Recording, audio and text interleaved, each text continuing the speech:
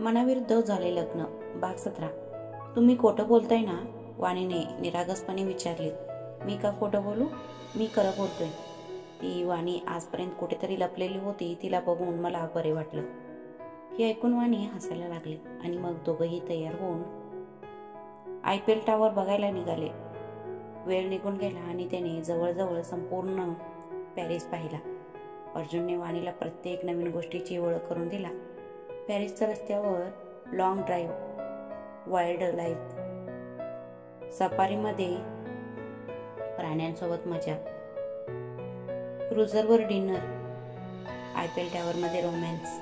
या 15 दिवसांमध्ये दोघांनी एकमेकांसोबत खूप वेळ घालवला आणि नंतर खूप शॉपिंग आणि मस्ती केल्यानंतर ते परत भारतात येण्यासाठी विमानतळाकडे रवाना झाले. विमानतळावर पोहोचल्यावर अर्जुन निरागस चेहरा करून म्हणाला, मला इथून जायचं अजिबात मूड नाहीये. इथं सगळं अगदी परफेक्ट होतं ना, फक्त तू आणि मी. आम्हाला डिस्टर्ब करायला कोणी नव्हतं. ठीक आहे, आणि आईबाबांचे काय? तेही आमच्याशिवाय तिथे एकटेच आहेत ना? बाबा इतके दिवस ऑफिसच्या कामात व्यस्त आहेत. आई पूर्णपणे एकटी आहे, वाणी म्हणाली. तुझंही बरोबर आहे. आधी तू तुझी सवय मोडलीस आणि मग तुला तुझ्या कर्तव्याची आठवण करून घेत आहेस. बर, माझी कोणती सवय बिघडली? वाणीने विचारल्यावर अर्जुन उदासपणे म्हणाला, नाही तर काय. आधी मला तुझ्यासोबत राहण्याची सवय लावलीस. आता मला पण ऑफिसला जायचं याची आठवण करून देत आहेस. मी ऑफिसला जाणार नाही. बर, बिझनेसचं काय? तुम्ही आणि तुमच्या वडिलांनी एवढ्या मेहनतीने उभा केली आहे. तेव्हा वाणी म्हणाली. तेव्हा अर्जुन थोडा वेळ विचार करून म्हणाला, हो तेही आहे. मी जाईन ऑफिसला लवकरच. चल. हो चालेल, वाणी हसत म्हणाली. काही वेळातच फ्लाईटची अनाउन्समेंट झाली. दोघंही फ्लाईटमध्ये येऊन बसले आणि 10 तासांच्या फ्लाईट नंतर दोघंही त्यांच्या घरी पोहोचले. दोघांनी जाऊन ऋषभ आणि मीराचे आशीर्वाद घेतले. दोघांना पाहून खूप आनंद झाला. शेवटी तुम्ही दोघंही आलात. मी तुम्हा दोघांना किती मिस केले माहीत आहे का? मीरा आनंदाने हे सांगतात ऋषभ तिला आडवत म्हणाले, अगं तू पण बस आणि निदान मुलांना तरी विचार की त्यांची सुट्टी कशी होती, त्यांनी मजा केली की नाही. अहो आता विचारायचं काय, ते त्यांच्या चेहऱ्यावरूनच दिसतंय. बघा दोघे किती खुश दिसत आहेत. मम्मा बरोबर बोलत आहे बाबा. अर्जुन सांगताच मीरा हसली आणि म्हणाली, ठीक आहे, तुम्ही दोघं फ्रेश होऊन या, मग आपण एकत्र जेऊया. बाबा आमच्या नवीन प्रोजेक्टचे काय झाले? अर्जुन विचारल्यावर ऋषभ त्याला सांगू लागला, अरे मी तुला सांगायला विसरलो. उद्या परदेशी लोकांची मीटिंग आहे. बर, मी हजर राहणार होतो, पण तू आधीच आला आहेस म्हणून तूच सगळं बघ, कारण मला जास्त माहित नाही. No problem dad, I will handle it. Arjun हसत हसत म्हणाला आणि मीराने ऋषभला अडवले आणि म्हणाले, तुम्ही पण ना? तो येताच बिझनेसचा विषय चालू केला. नाही आई, हा माझा ड्रीम प्रोजेक्ट आहे, म्हणूनच मी स्वतःला ह्या कामाबद्दल हलक्यात घेऊ इच्छित नाही. बाकीची माहिती मी आकाशला सांगितलं आहे. प्रेझेंटेशन तयार आहे. तू एकदा ते तपास आणि तुझ्या सोयीनुसार बदल. हो बाबा, अर्जुन म्हणाला आणि मग वाणीला घेऊन त्याच्या खोलीत आला.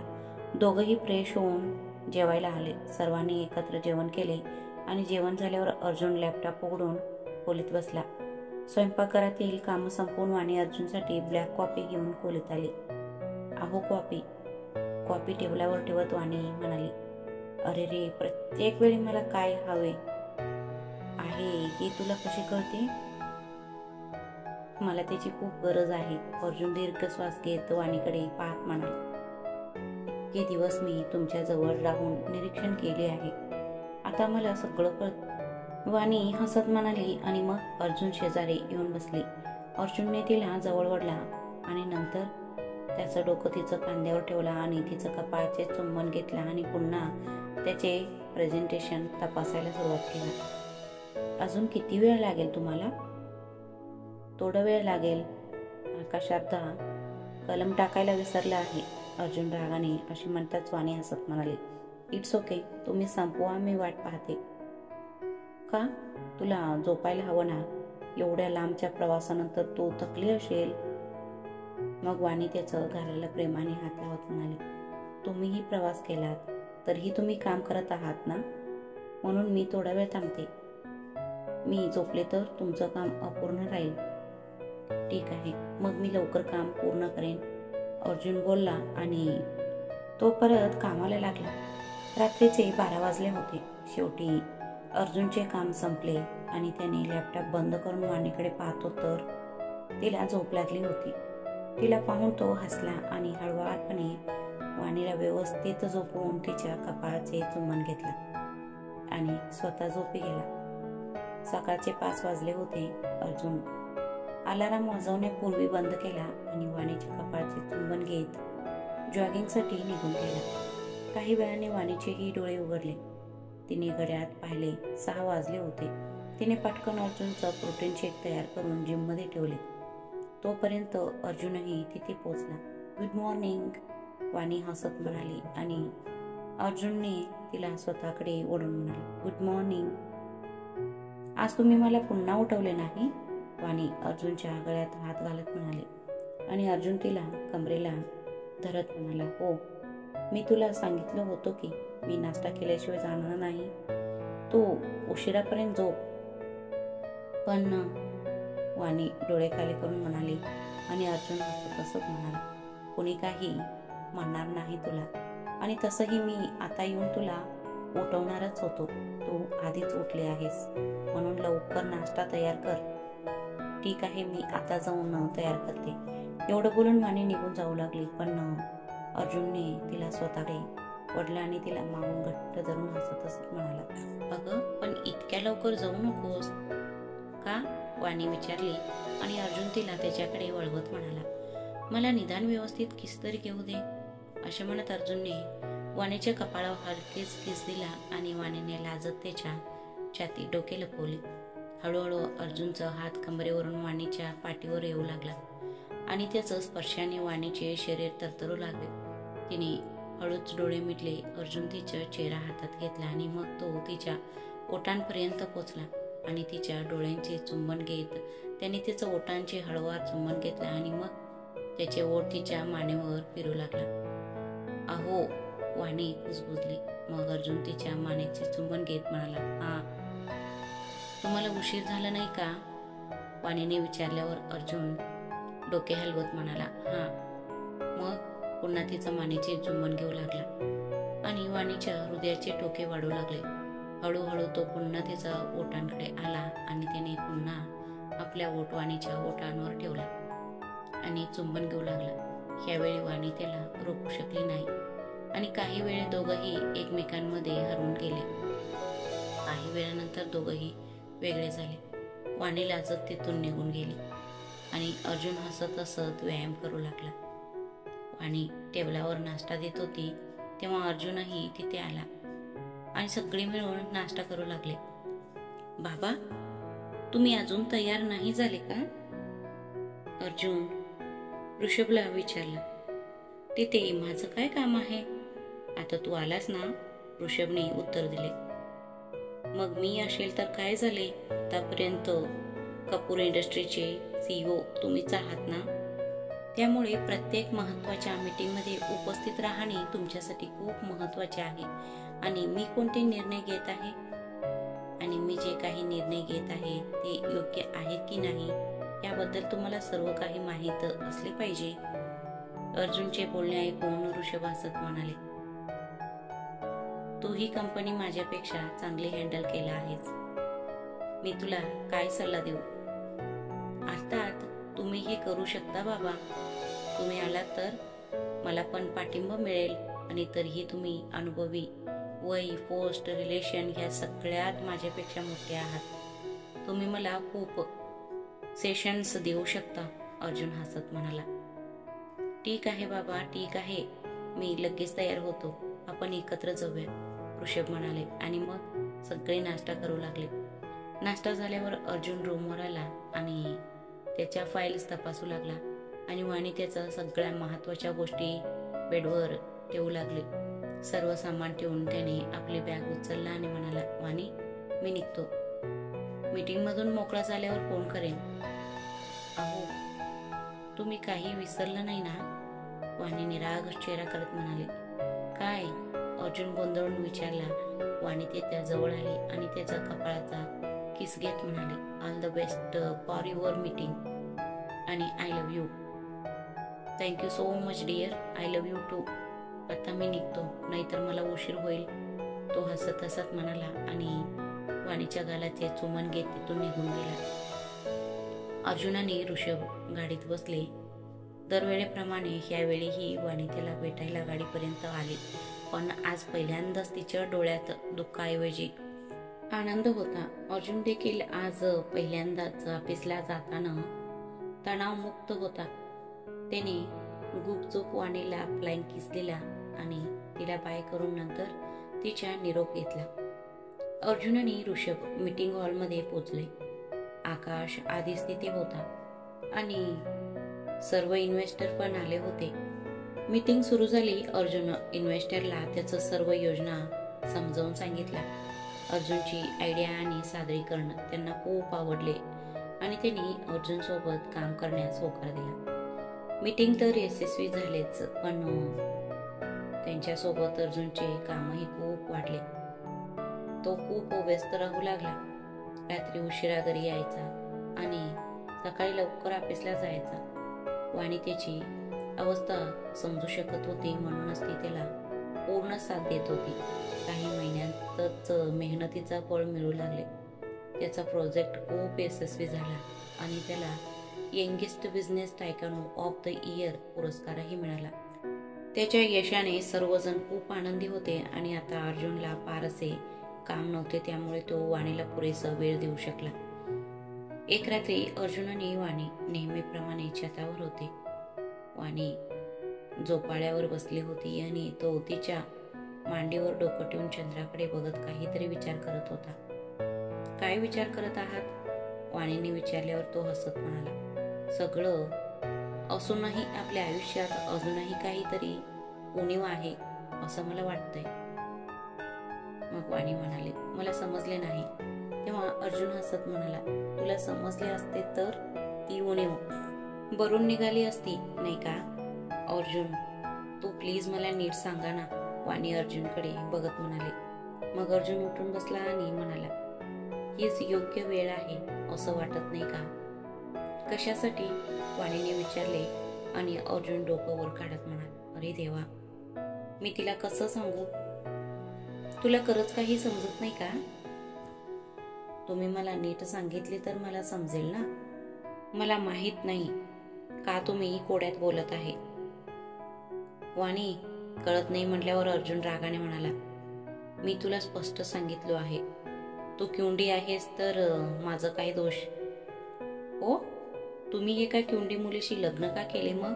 वाणीने तोंड वाकडे करून सांगितल्यावर तो वैतागून म्हणाला, मला कुठे करायचं होतं लग्न? आई बाबा ठरवले होते तर मी काय करणार होतो?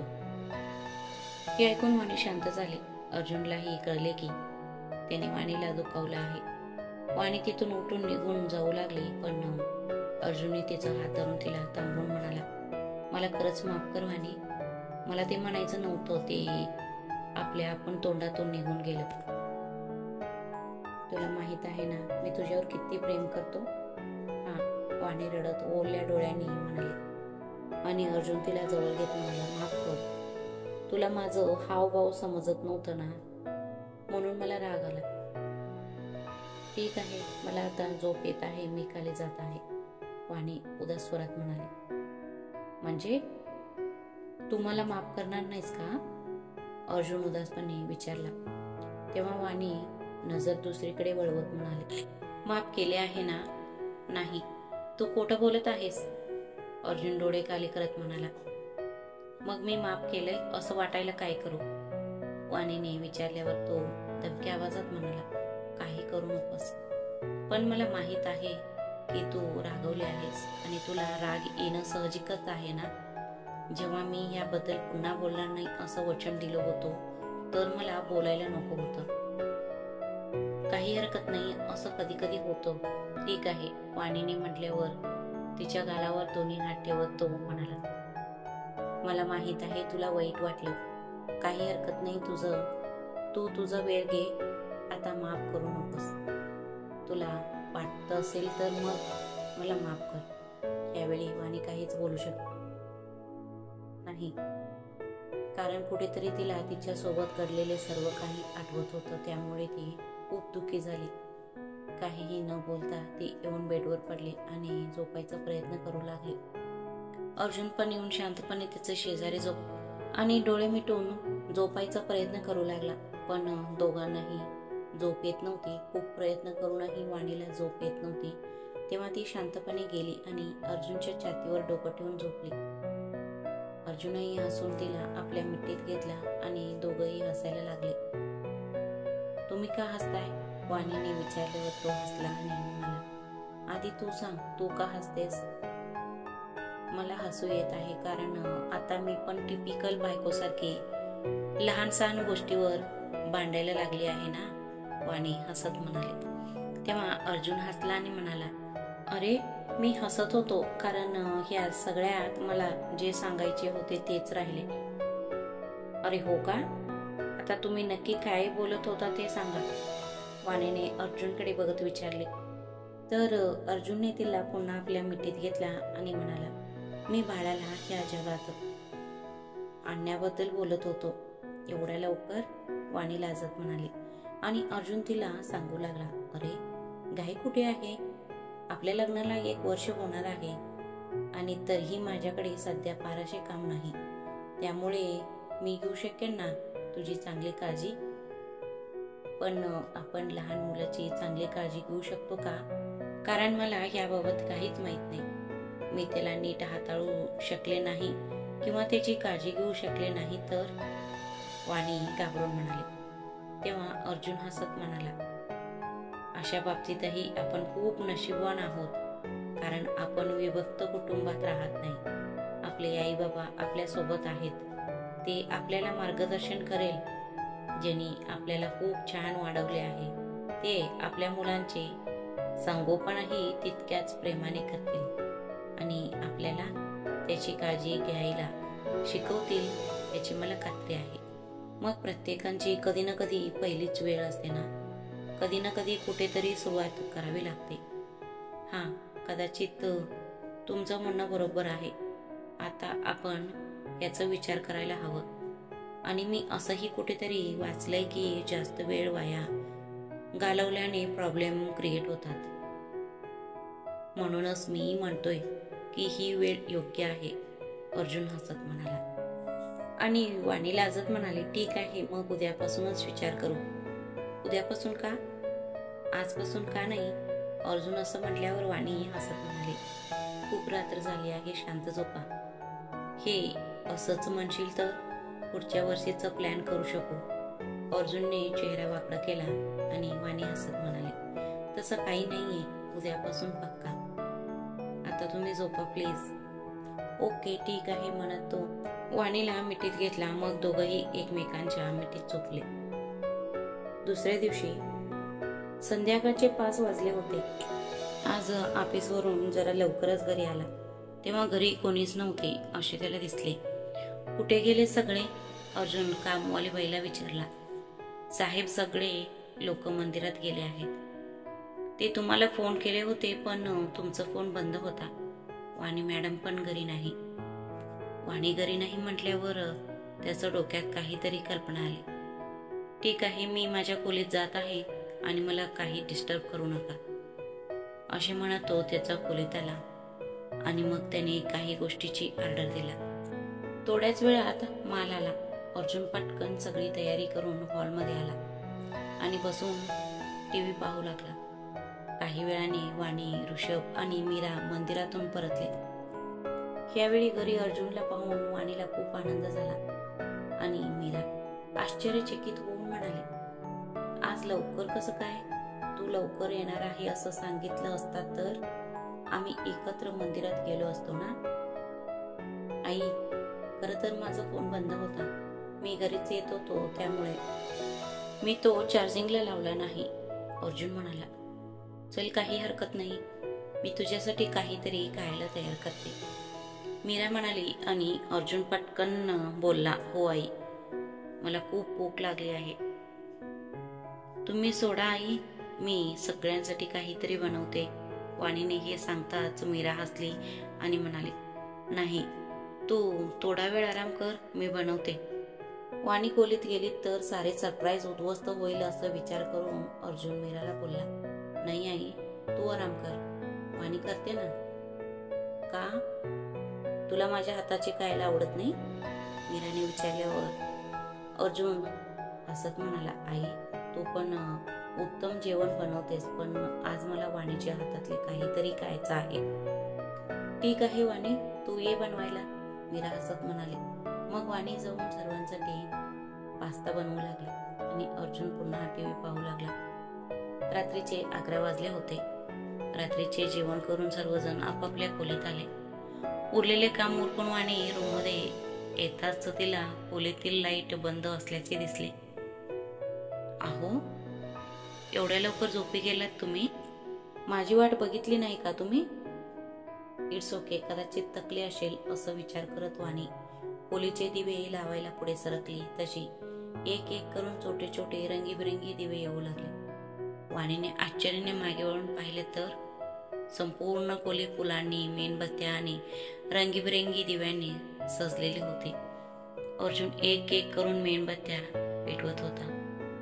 खोलीच्या मध्यभागी फुलांनी बनवलेले हार्ट होते, ज्यात मेणबत्त्या जळत होत्या. संपूर्ण खोलीत फुलांच्या आणि उदकडीचं सुगंध पसरले होते. अहो अर्जुन, हे काय आहे? वाणीने हसत हसत विचारले तेव्हा तो तिच्याकडे वळून म्हणाला, सरप्राईज आहे. पण त्याची काय गरज होती? अर्जुनच्या दिशेने जाताना वाणीने विचारले.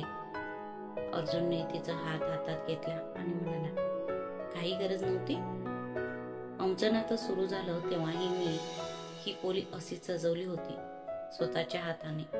आता जेव्हा आम्ही आमच्या नात्याला एक पाऊल पुढे नेण्यासाठी मला ही खोली माझ्या स्वतःच्या हाताने सजवायची होती. मला आयुष्याचं प्रत्येक नवीन वळणावर फुलांनी सजवायचं आहे. पण अहो, एका दिवसात असं काहीतरी घडतं? वाणी लाजत म्हणाली. आणि अर्जुन हसत म्हणाला, मला माहित आहे, पण आपण आजपासूनच सुरुवात करणार आहोत. हे ऐकून वाणीने लाजून डोळे काले केली आणि अर्जुन तिचं चेहरा हातात धरून तिच्या डोळ्यात पाहत म्हणाला, तू तयार आहेस ना? हा, वाणी पुन्हा डोळे काले करत म्हणाली. अर्जुन वाणीला आपल्या हाताने उचलला आणि मग तिला घेऊन बेडवर झोपवला. दोघंही हसत हसत एकमेकांच्या डोळ्यात पाहू लागले. मग अर्जुनने तिच्या कपाळावर हळूवार चुंबन घेतला आणि मग अतिशय नाजूकपणे तिचं डोळ्यांचे आणि गालाचे चुंबन घेतला आणि तिच्या ओठांपर्यंत पोचला. आणि लाजत अर्जुनकडे पाठ करून झोपली. तो हसला आणि तिला पुन्हा त्याच्याकडे वळवून तिच्या मानेवर ओठ फिरवू लागला. यावेळी वाणीने डोळे घट्ट मिटून स्वतःला ब्लँकेटने झाकून घेतले. अर्जुन वाणीचं पोटाला हळूहळू स्पर्श करू लागला. त्यामुळे वाणीला गुदगुल्या होऊ लागल्या. त्याने हळूच तिच्या पोटावर चुंबन घेत मग छातीवर हात फिरवत तो पुन्हा तिच्या ओठांपर्यंत पोचला. यावेळी वाणीनेही त्याला साथ देण्यास सुरुवात केली. तिने अर्जुनचे डोके आपल्या मिठीत घेतली आणि दोघंही एकमेकांचे चुंबन घेऊ लागले. त्या रात्री मेणबत्त्यांचं अंधुक प्रकाशात दोघंही एकमेकांत हरवून गेले. 3 आठवडे उलटून गेले होते. अर्जुन ऑफिसला गेल्यावर वाणी रूमवर आली आणि टीव्ही पाहू लागली. तिला भूक लागली होती तरीही तिने टीव्ही पाहण्यात थोडा वेळ घालवली होती. अरे देवा, मी आताच नाश्ता केली आहे, पुन्हा भूक का लागली आहे मला? काही हरकत नाही, मला वाटले तर मी जेवून घेईन, असं विचार करत वाणी स्वयंपाक करत आली. मीरा कामवाली बाईकडून जेवणाची तयारी करून घेत होती. आई, खायला काहीतरी आहे का?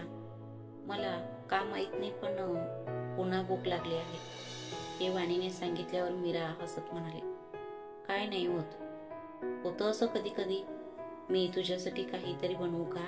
सांग, काय खाणार? आई, मी इतका वेळ थांबू शकत नाही, मला लगेच काहीतरी हवं आहे, वाणी काळजीने म्हणाली. मग मीराने काहीतरी विचार केले आणि म्हणाली, बर, आता फक्त फळे आहेत तर का? नाही आई, नको, फळे नको आहेत मला, वाणी चेहरा वाकडं करत म्हणाले. पण का? तुला फळं आवडतात ना? मीरा म्हणाली, हो, पण आज खायची इच्छा नाहीये. बटाट्यांची टिक्की किंवा बर्गर असं काहीतरी चटपटीत खावंसं वाटतंय, वाणी चव आठवत हसत म्हणाले. मग मीराने तिला मसाला, काजू आणि शेंगदाण्याचा डबा दिले आणि म्हणाली, काही हरकत नाही, एक काम कर आणि हे का, तोपर्यंत मी तुझ्यासाठी आलू टिक्की बनवते.